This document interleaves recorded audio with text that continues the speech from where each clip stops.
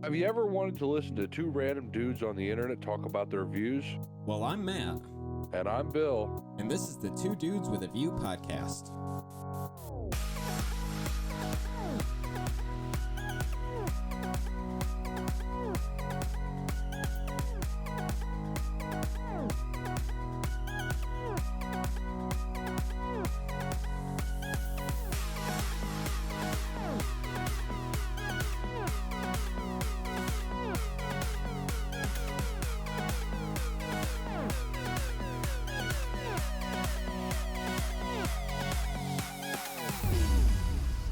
Hello, everyone. Welcome back to episode 15 of the Two Dudes with a View podcast. As always, my name is Matt, and I am joined by the grumpy old beer-loving man, Bill. Bill, how's it going?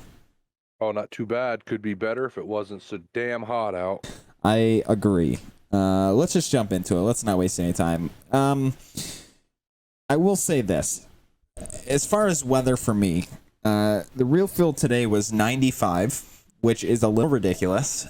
However, it was great because I do have a pool, so I just spent like half the day there. So that was good. But yeah, it's been ridiculously hot.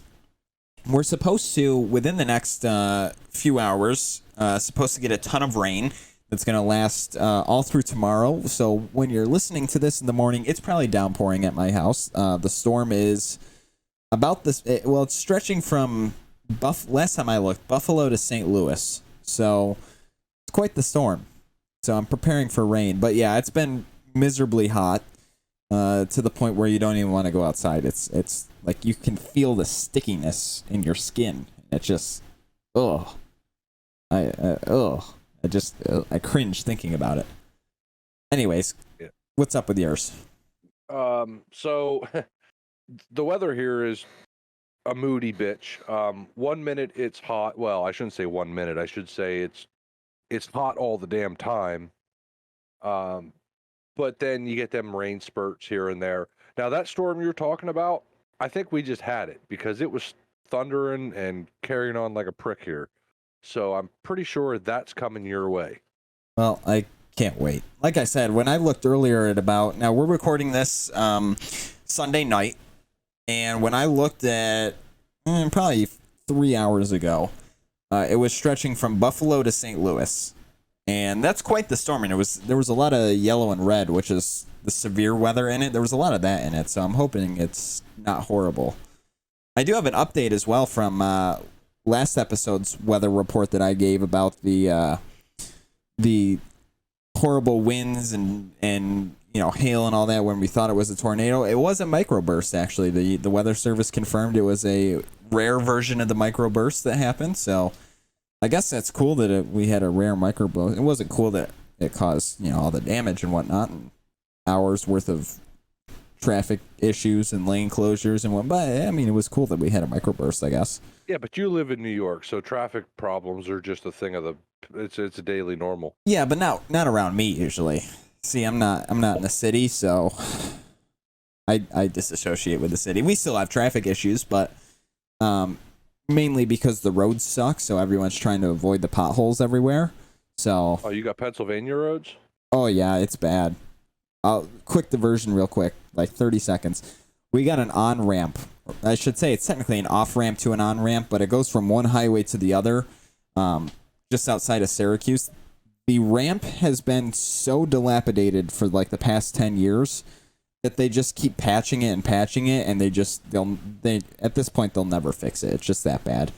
Potholes everywhere. Like literally, there's sections where you can look down like through the entire ramp and like see the road underneath. It's quite ridiculous. But anywho, moving on. Yeah, pain has been felt with you because yes. I deal with that on a daily basis. I'm aware. Yours are still pretty bad down there, but ours are rough as well, especially in central New York where the snowplows just hit all the patches that they put down in the summer. So yeah, it gets bad. But anywho. So with that though, Matt, I've looked at it a little bit today. I haven't really spent a lot of time, but I know that you put some time into this. You got something you want to get off your chest, so I'm gonna go ahead and just kick it to you. Go do your thing, cowboy. Yeah. So okay, this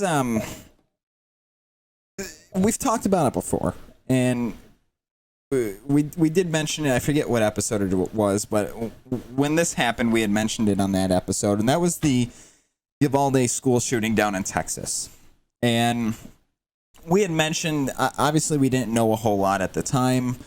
It had just happened. It was only like, I think, 2 days old at the time, so it was still fresh. Not a lot of information was out, but now that we're almost a month post school shooting down there, we've kind of gathered a lot more information. And just yesterday, an 88-page report was released by it was a committee established by local officials, town officials, city officials, investigators, representatives from the state, a bunch of people.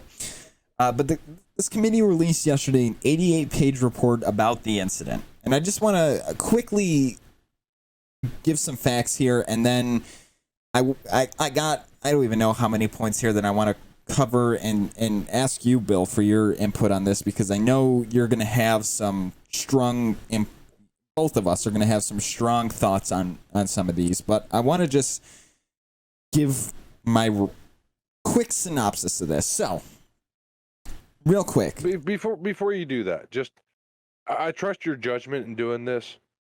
Just anybody listening to this, please understand that my views are strictly my views and do not reflect on anybody else except for me. But I have a very strong feeling about this, and I'm probably going to cuss. I'm just going to let that out there right now.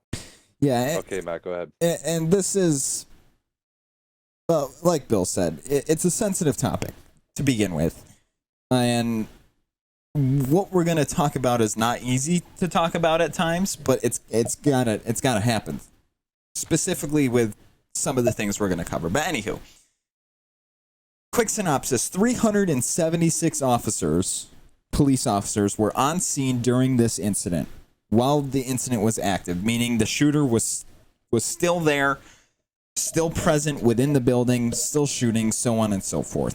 376 officers, 149 of them were Border Patrol agents.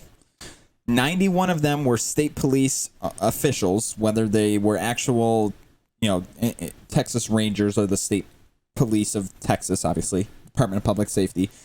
So whether they were patrol officers, commanders, supervisors, whatever, 91 state police officials.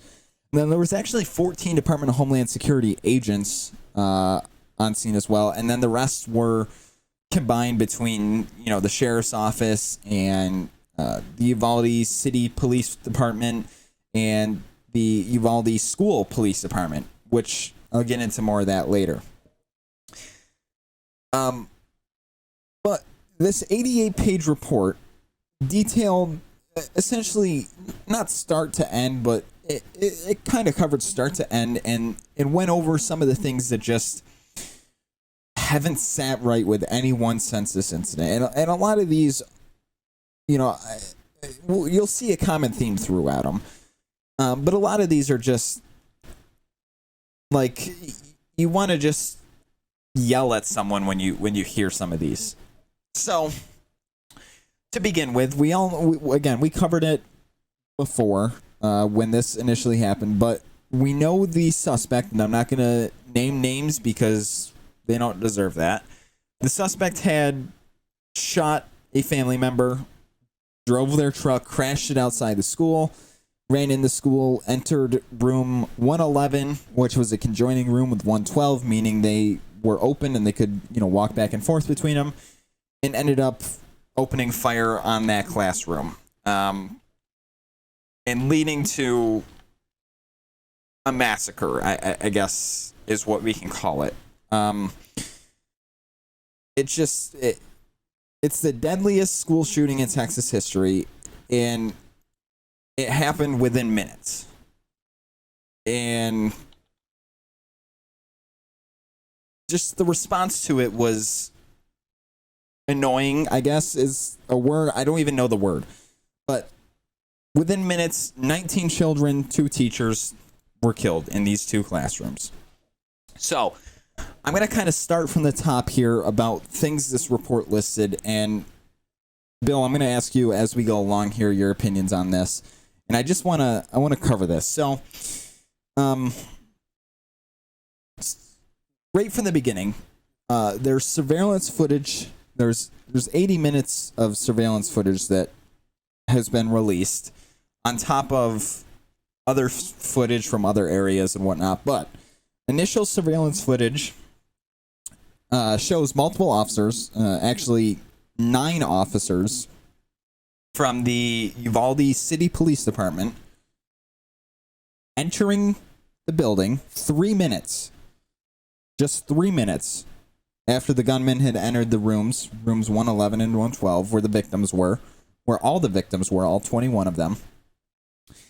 And they would enter the hallway, not too far from the classrooms. And then they would eventually, just moments later, retreat from the hallway and actually the building in general due to gunfire being heard from those rooms. The officers reported knowing that there had been gunfire before entering the school, and they had also seen evidence of gunfire in the hallway with spent shells and what they had classified as pretty much a war zone in the hallway with shrapnel and all this other stuff. So 9 officers within 3 minutes entered that school. Moments later, they retreated because they heard gunfire. Now, let me say, all of these guys had bulletproof vests on. Most of them had long rifles, shotguns, whatever. More than just pistols. And yet, their job to go towards gunfire was second to their safety. Now, before I turn this over to you, Bill, because I know you're going to have some thoughts on this, let me just say that the states, Texas states and the Department of Public Safety to begin with, Advanced Law Enforcement Rapid Response Training instructs that any officer can assume command and tell any other officer what to do. That same training also instructs officers to run towards gunfire and put the lives of others over the safety and the lives of themselves. These 9 officers that initially entered the first wave did not do that. They turned around and they ran out. Just 3 to 4 minutes after it started. Now, I think that, specifically speaking, all 3 of those officers not only broke the training that they had been taught, the policy that they had been taught, but I don't know how they sleep with themselves every night. I really don't. Specifically because they know that children were being shot, 19 of them to be exact, and 2 teachers. Yet when they heard gunfire, they ran the other way. What does that say about these 9 officers and those that police department in general? If you're asking me for my honest opinion, I all I can say to start off with, if you're listening to this and you're from Texas and you're from that area and you had somebody you know or even somebody related to you die in this, trust me, I don't know how I could express that, but in terms of these 9 officers that were first on scene and did absolutely nothing but stood there, they should go to jail. They should go to jail for negligence. They should go to jail for abandoning their job. They shouldn't have a job anymore. They're a bunch of scumbag sons of bitches, is what they are. So, to me, if you're a cop, and I'm trust me, I'm doing the best I can to try to censor myself because I have so many swear words I could use right now, and I don't want to. But if you're a cop and you take an oath to serve and protect the people include the children. These goddamn cops showed up, did nothing, stood there with their thumbs up their asses, did nothing while somebody was in a building shooting, knowing there's children. It's a damn school. Who do you think's in there? They didn't advance. They didn't try to engage. Like Matt said, these people were wearing body armor. Like they're trained for this shit. This isn't the first time this happened in this country. This isn't the first time this happened in the world. Mass shootings happen all the time. There's training now. There's even a thing instituted called a 21-foot rule with cops where they have to, if a suspect is even thought to be armed, they have to stay 21 feet away from them just so they can engage them properly. These cops stayed hundreds of feet away from a dude killing little kids. They need to be arrested. I can't go much more on that because I don't think it's right. The sons of bitches I don't know how they like Matt said, man, I don't know how they can sleep with themselves, man. I really don't. I don't get it. I don't know, and I want to get, this is going to play further into other things that I got to cover here. So before I go any further, I just want to kind of explain the way that Uvalde works. So the school district, the centralized school district, actually has their own police force. Now, it's not large. It's very small, to be honest with you. And the police chief at the time, who has since been placed on administrative leave and probably pending to be fired, I'm going to butcher the last name up. Police Chief Pete or Arida Dinando, something like that. Whatever. Doesn't matter. He's going to get fired anyways. But you just call him Pete Scumbag. Yeah. He was essentially the first officer there. Now, he wasn't in this group of 9 officers because God knows what he was doing, but he was essentially the first supervisor on the scene. He was there, and he said that he treated the incident as a barricaded subject instead of an active shooter because, quote, he didn't have visual contact of the shooter, end quote. He also says that he did not... Never mind the fucking gunshots. Yeah. Never mind that part. An active shooter with gunshots. Nah, he's just barricaded. No big deal. In a school with innocent children. Yeah. Go ahead. On top of that, he also reports that he did not consider himself the incident commander. Instead, he said, quote, my approach and thought was responding as a police officer, so I didn't title myself. Now, mind you, he's the police chief for the school district. He was the first supervisor on the scene, and yet he didn't take command. So I just want to establish this right from the get-go, because this is going to be the common theme like I talked about earlier that you're going to see through all these points. He didn't establish command. So now 9 officers, 10 if you include him, are doing whatever the fuck they want to do. Right? There is no accountability. There is no command. It's just 10 people running around doing whatever the hell they want to do.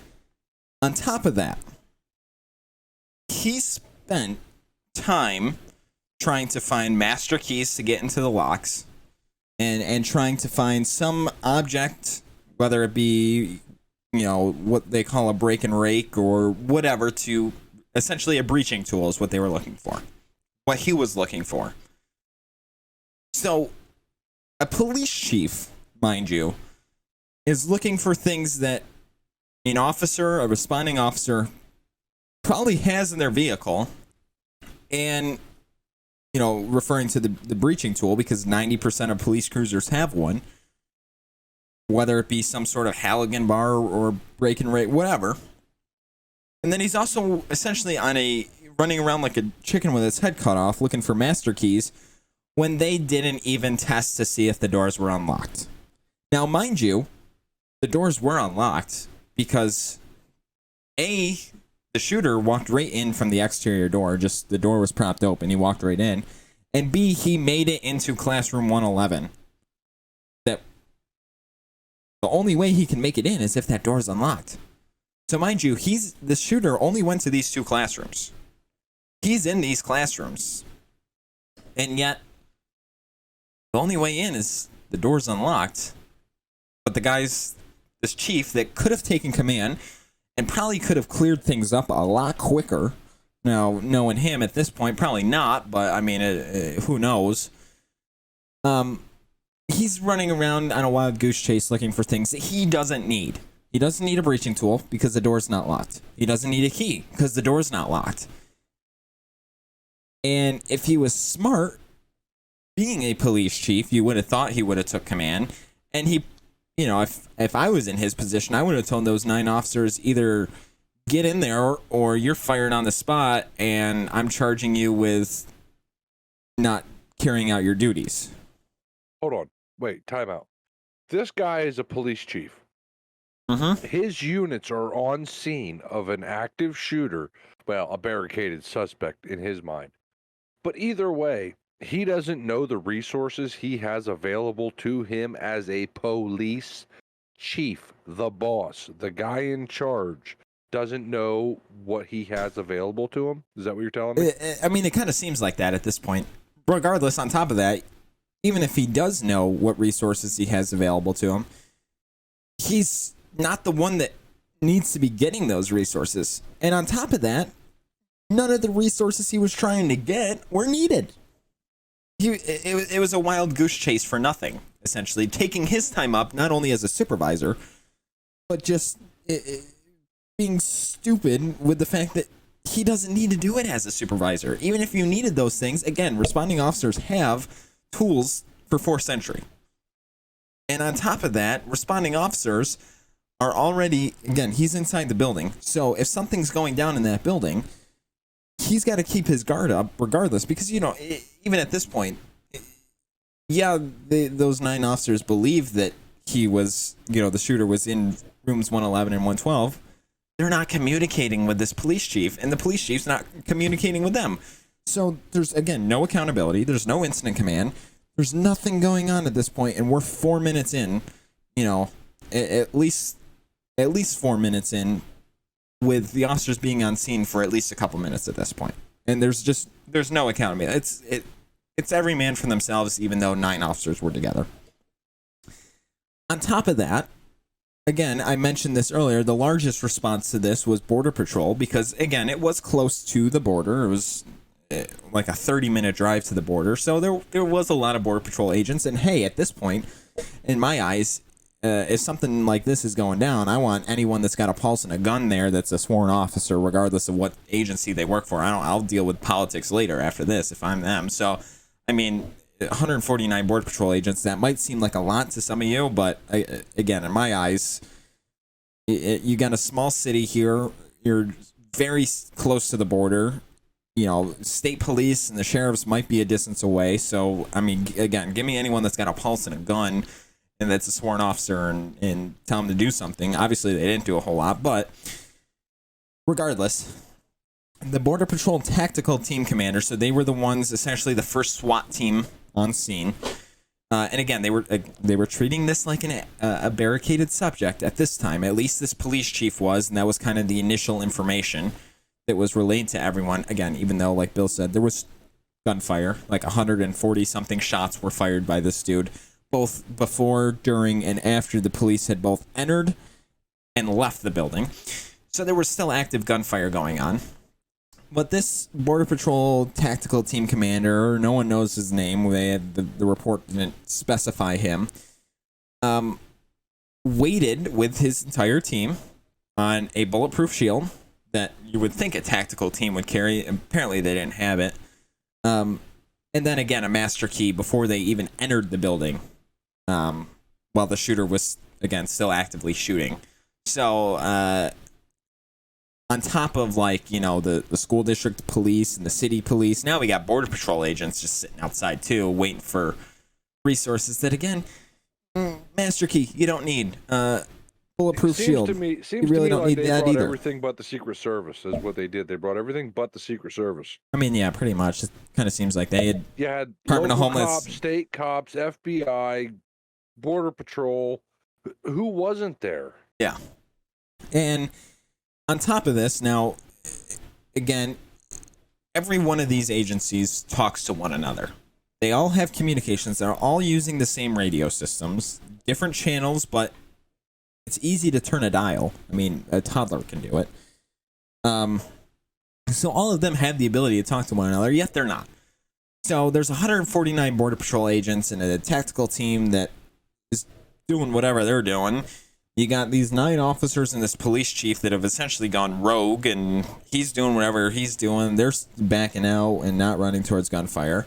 And then on top of that, you got the acting police chief for the city of Uvalde, not the school district, but the city of Uvalde, who made up some of those 9 officers that are initially entered.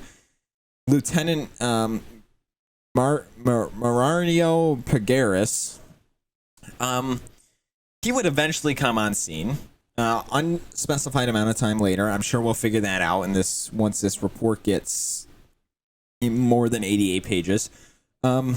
He would eventually come on scene and take command, but at this point, from at least what the report suggests, is that it was a little too late.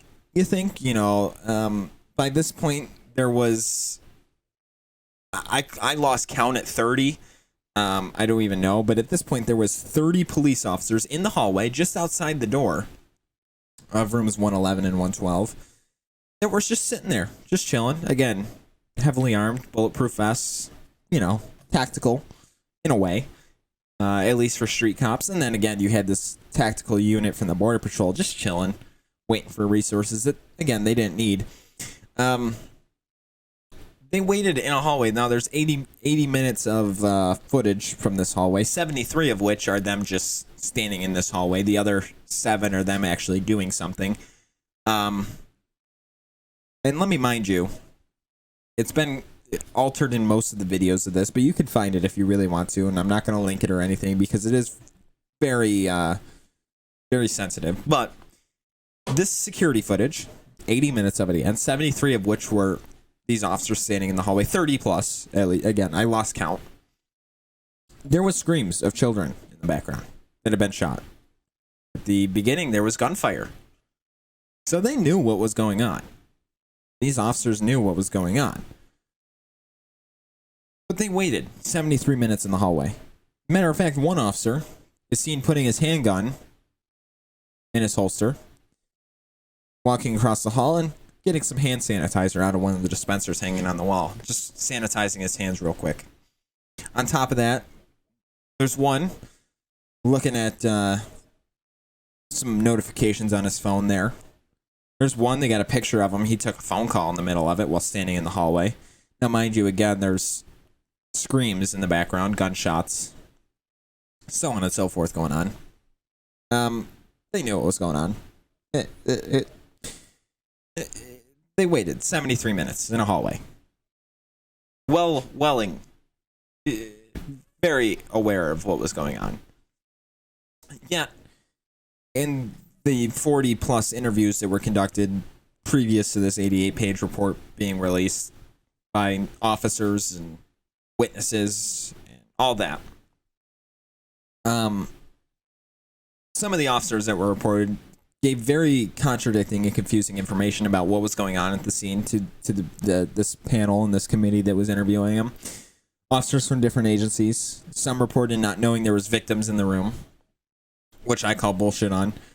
Others reporting being told that the police chief was inside, the school police chief was inside the actual room negotiating with the shooter, which again, I kind of call bullshit on. So that just tells you right there that no one knew what was going on with him. So he, in fact, had gone pretty much rogue at that point. Some reporting that they were told to wait by numerous other officers before breaching.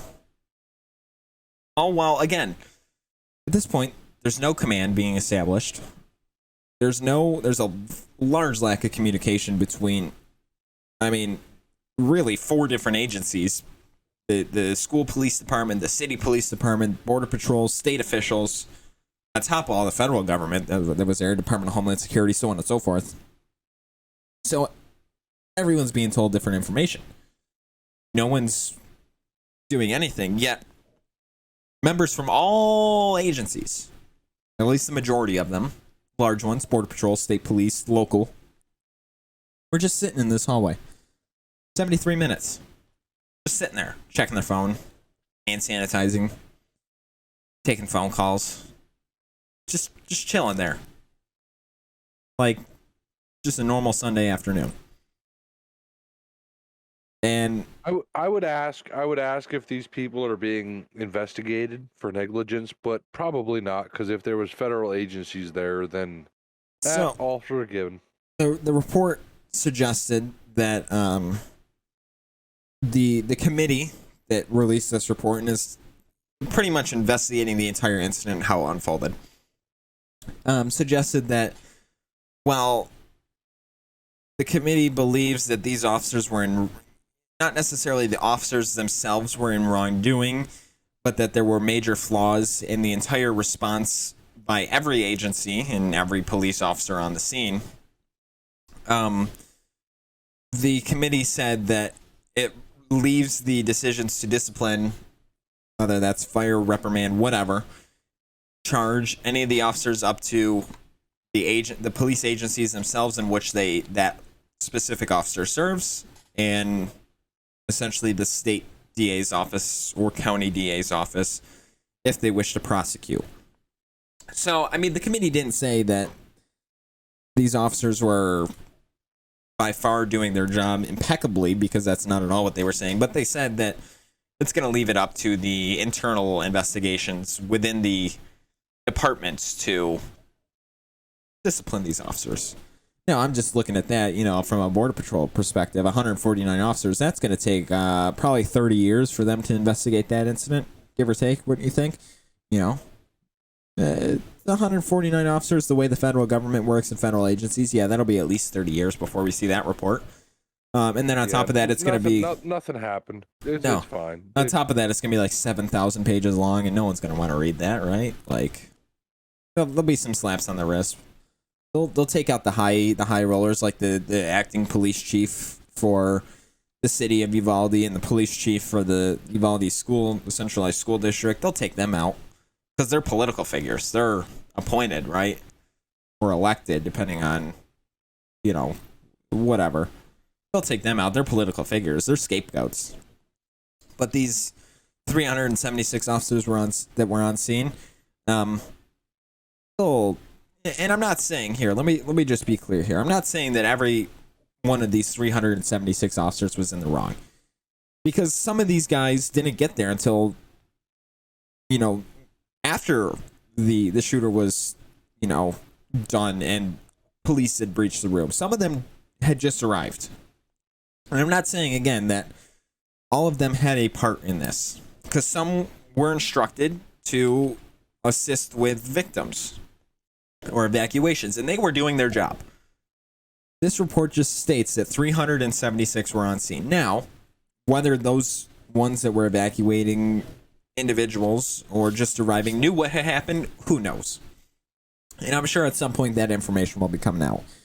So I'm not at all saying that all 376 of these officers were in the wrong.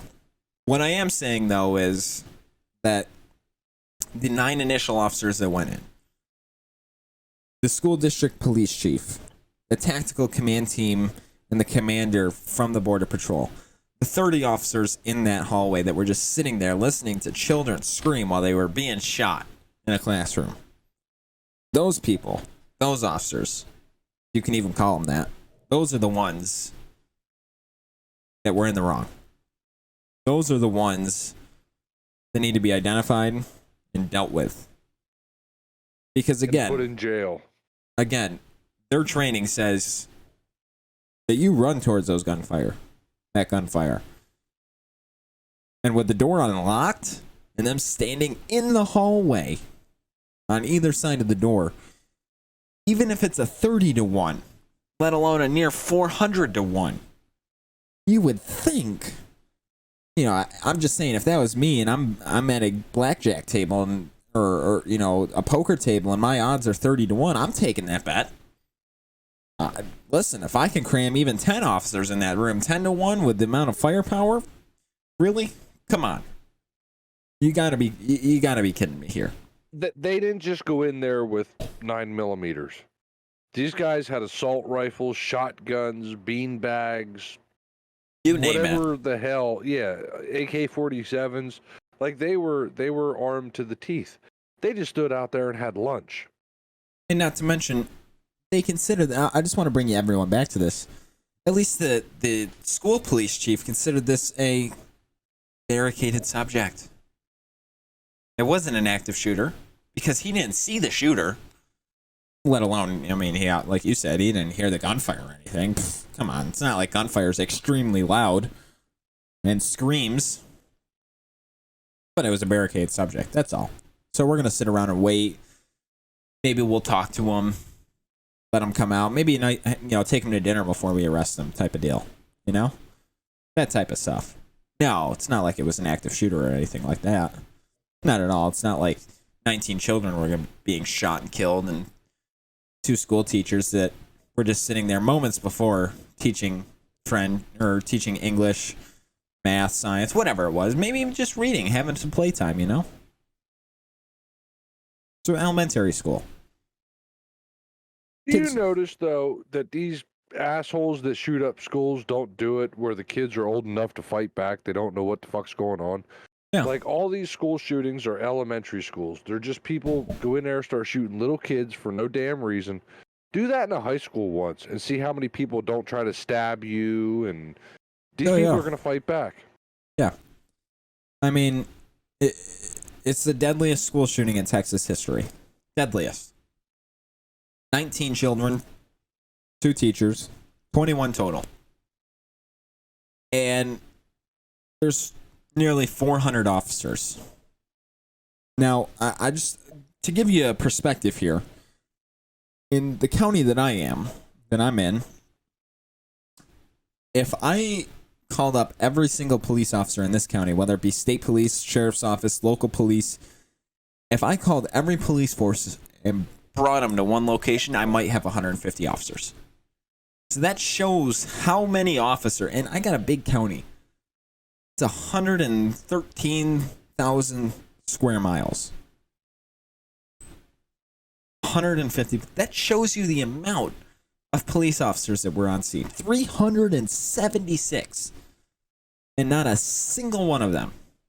Now, granted, like I said, some didn't arrive until after. Some were actually doing what they were told and actually being helpful and actually being useful by getting people out. Because, well, I mean, no one was communicating to one another. So who knows what the officers in that hallway told the officers evacuating people or told the initial command or the commander after one was established. But I don't.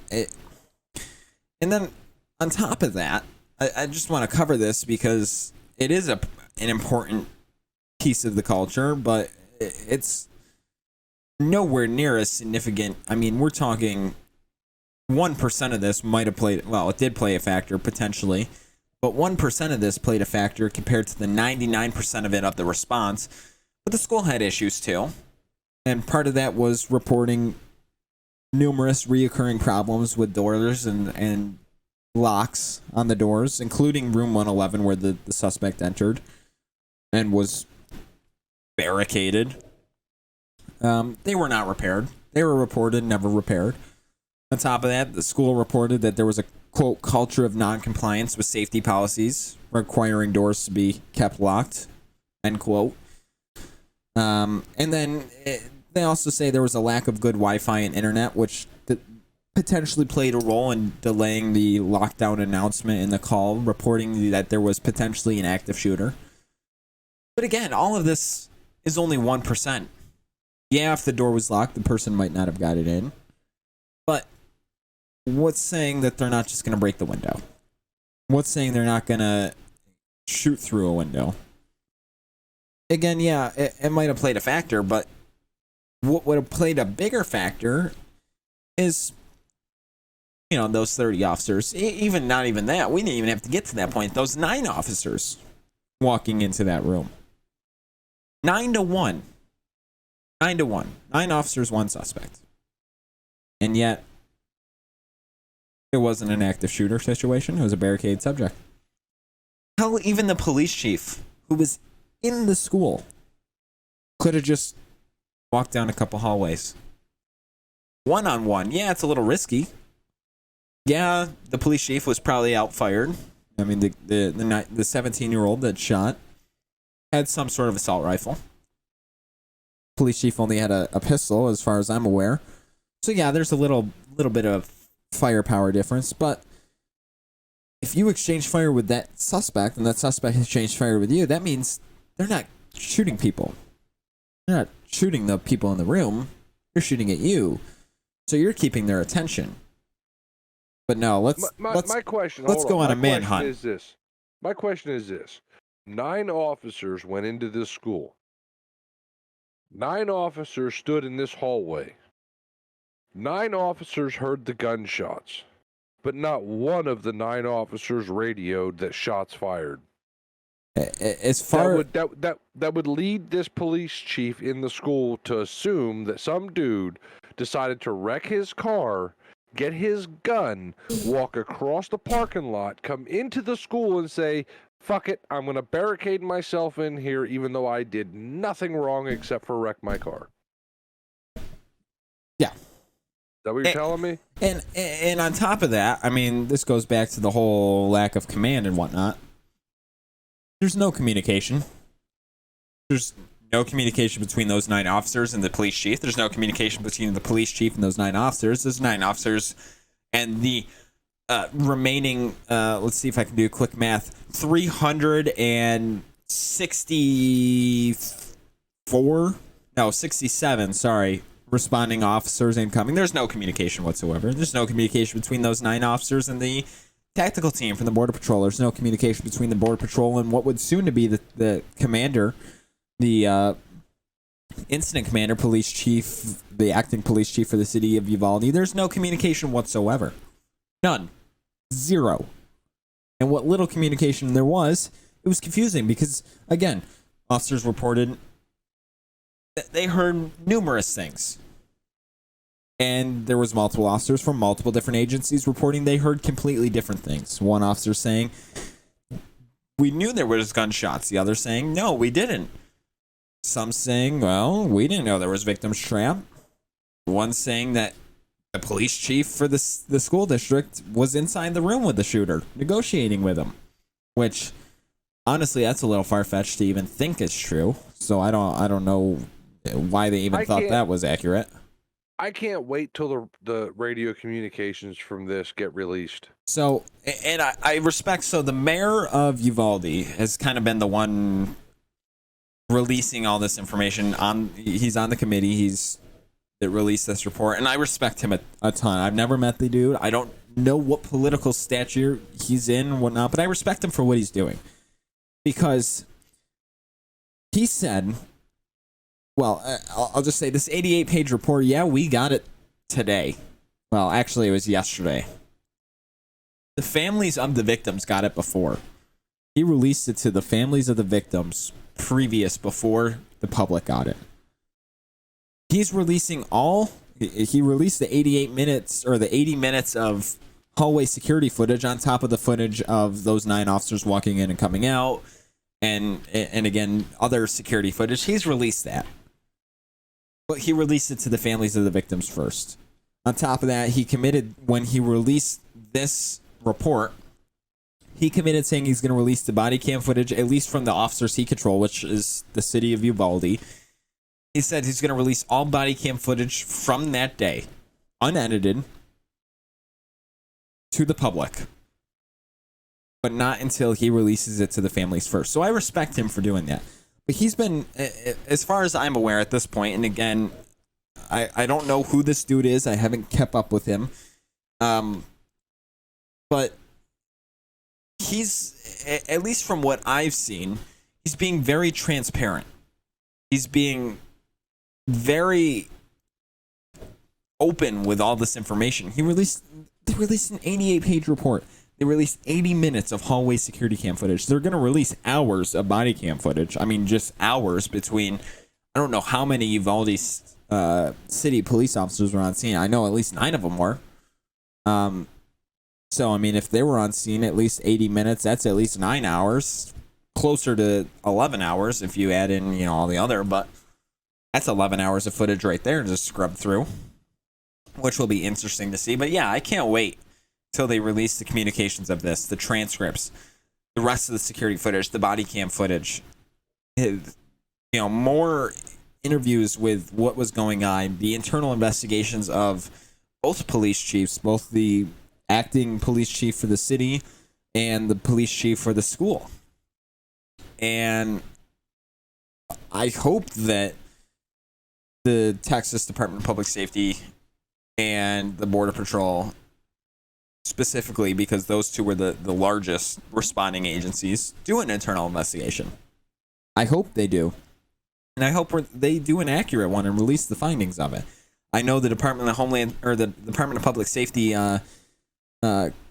colonel who is in charge of it said that, in no better terms, said it was a shit show of a response. Now, he wasn't there, so, I mean, maybe that's a sign that something will be done correctly.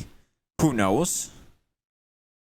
But I really hope that those investigations are done and released. And I truly look forward to reading and listening and looking at those body cam footage and those audio recordings and those interviews and those reports. I am so hoping for it. Like I said, 149 Border Patrol agents, that's going to be a long time. It's going to be a lot of some bitches losing a paycheck soon. That's all I'm saying, because there was a lot of little kids that did not deserve to die. So there should be a lot of stupid adults that lose their job. Maybe even go to jail. I would say go to jail over this. Yeah. I mean,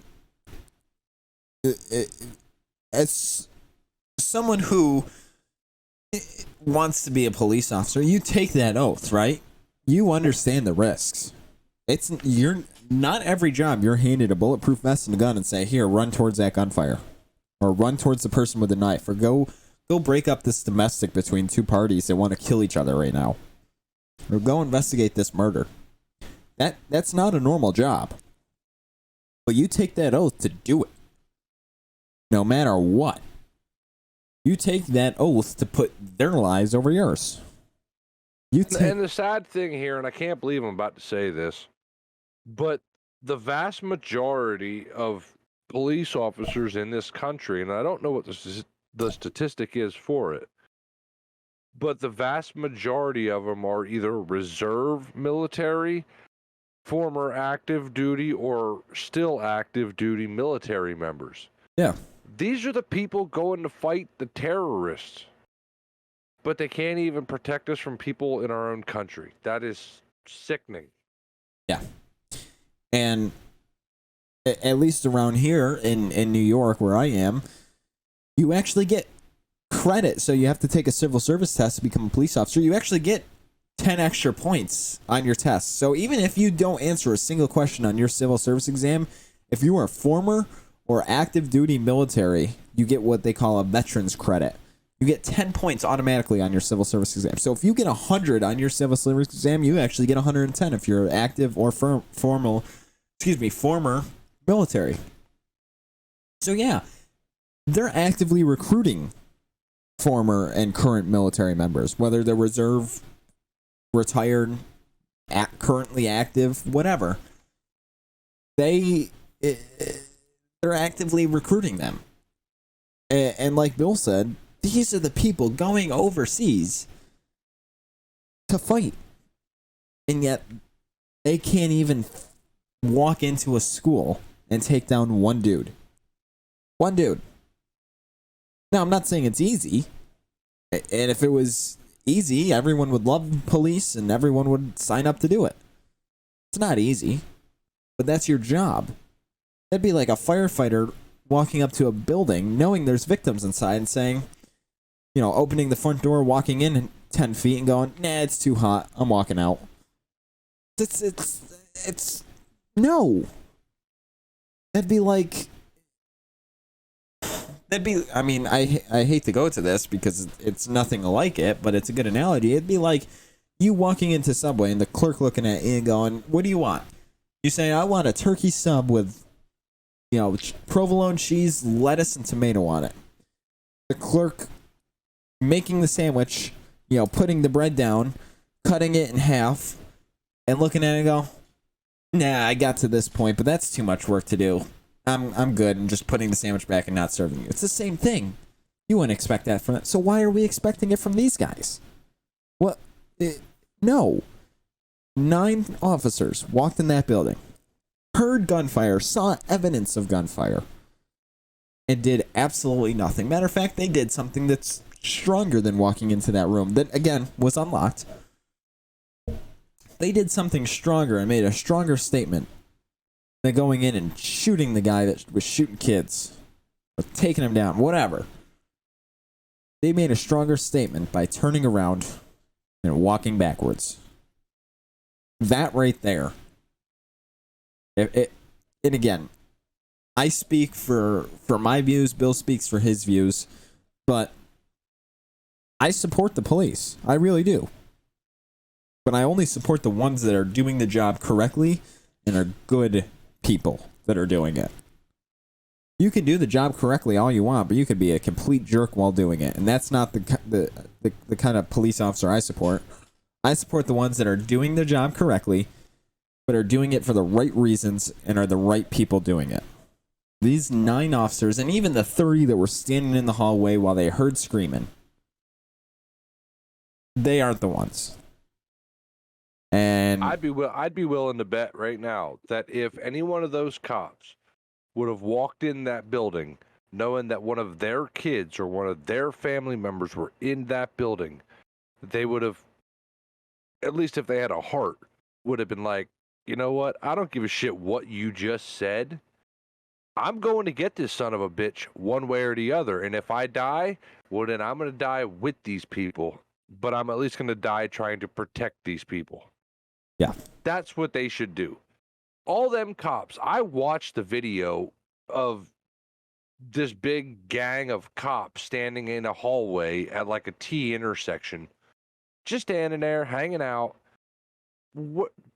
meanwhile, probably 10 feet in front of them was the door to the room the guy was in. All of these cops could not walk their ass down, kick the door open, just bust in. What's worse going to happen? Is you going to shoot another person?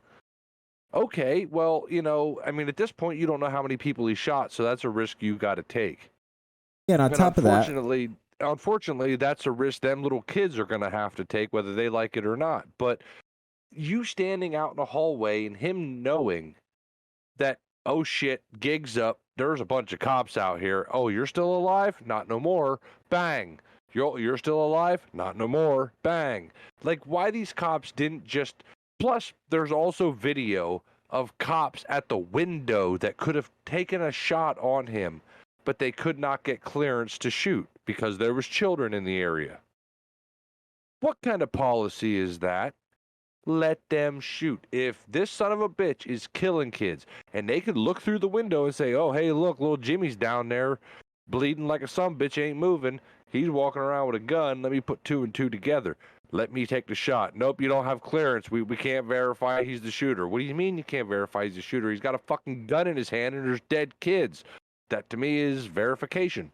But, if you live in that area in Uvalde, please go to your city council, go to whoever you have to, and get that police force reformed, because the shooter killed your kids, but the police force allowed more kids to die that needed to die. That's all I'm going to say about that, because I can't stand this shit. This got to stop. Like, this people killing little kids got to stop. Yeah, and again, not all 376 officers there were at the wrong. And I'm not saying that. Bill's not saying that either. Because there were some that were doing the right thing. That's just the way it is. But the other ones, and again, I lost count at 30, and that was just the ones that I could see because they were going back and forth. But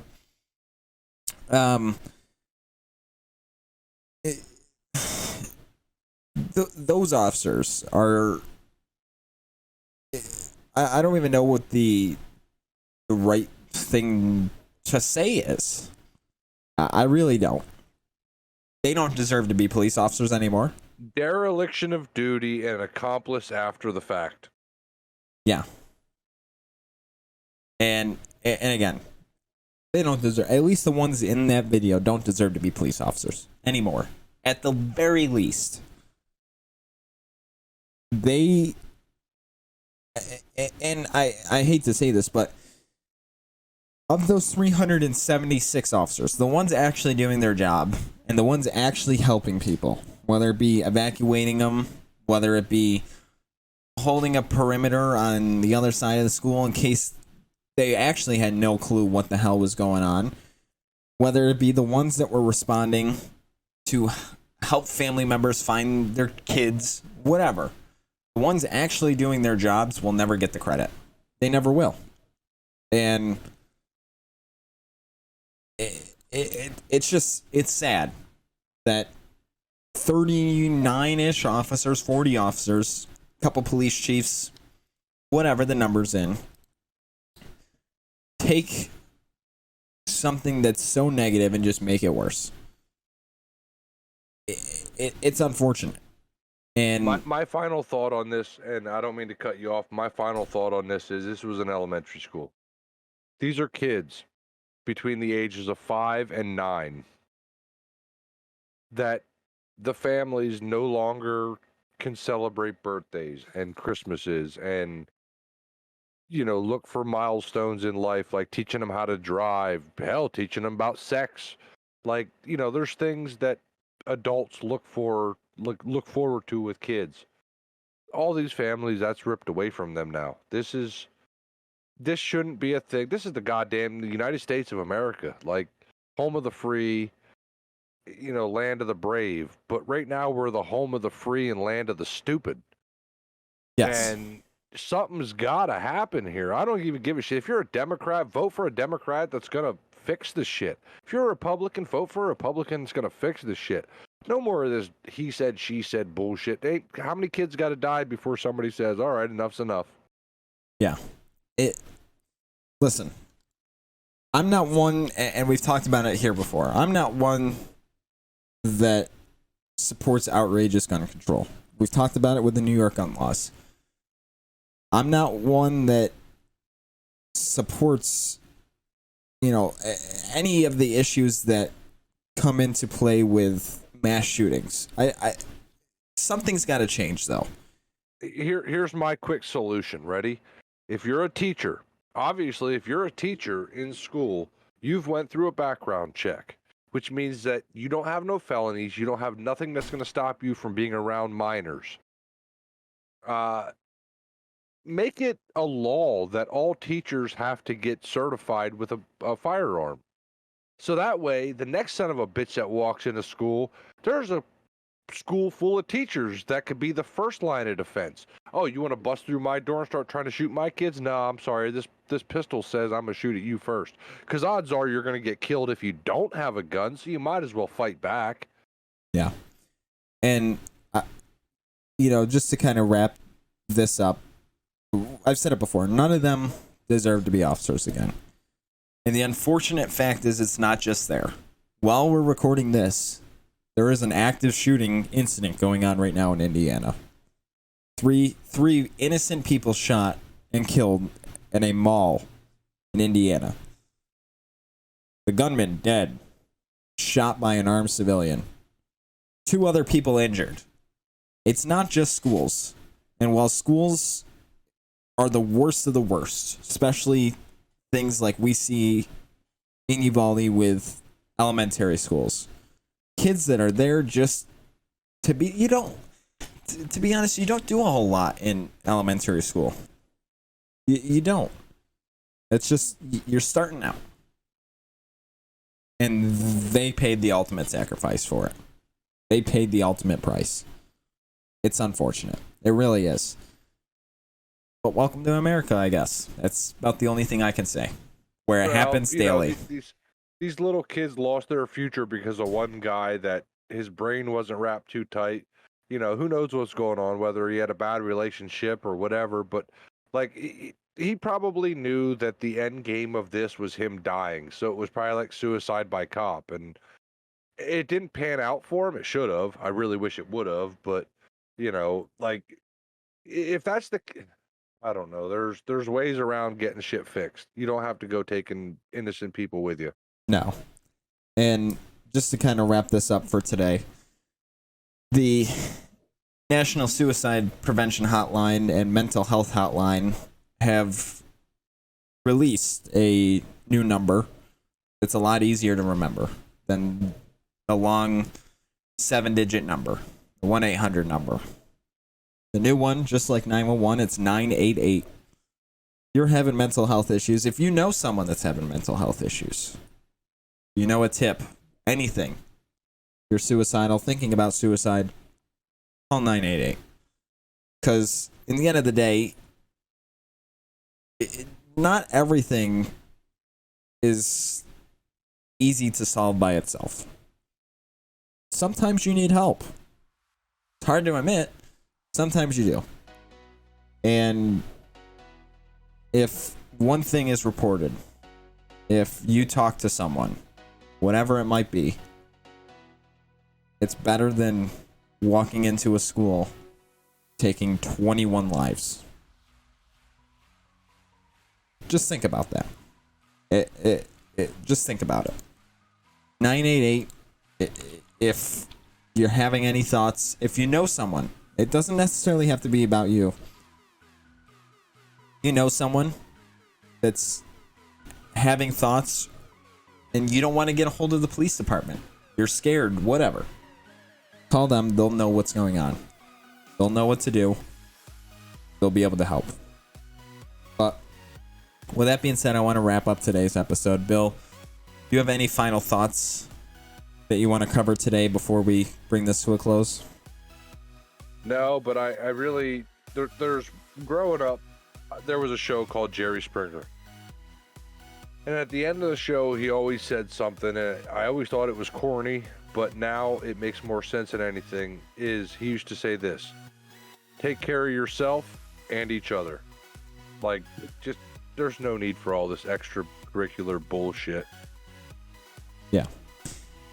And I'll just wrap up by saying, if you're having a bad day, regardless of what that day is, regardless if you're having mental health issues or you just, something got to you that day, just take a minute. Think about life. Reach out to a friend, family member, anyone. Find someone. Talk with them. And just enjoy life. Because unfortunately, you never know when it's going to end. And you got to live life to the fullest at all times. But with that being said, thank you all for tuning into this episode. I know it was a rough one. It was a difficult one. And if you made it this far, take care of yourself. Really, take care of yourself. With that being said, thank you all for tuning in. And we'll see you Thursday for another episode. Have a good week, guys, and enjoy. Later.